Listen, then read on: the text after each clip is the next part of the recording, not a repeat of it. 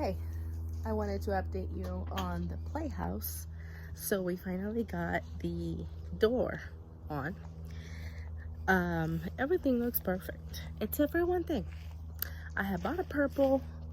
In the sample, it showed that it was in the darker side. It showed more like a plum, and now that's on the door, it just looks too bright, and now I'm having a hard time looking at it.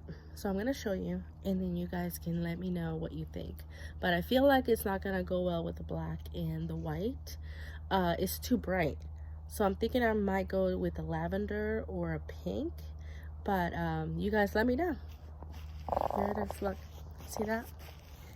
The door looks amazing, but the purple is just so bright, and the sample was darker. Let's see.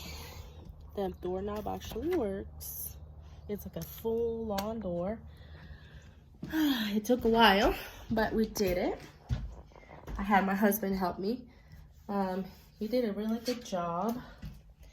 The inside, I'm gonna paint it like a lavender or pink, but took a long time.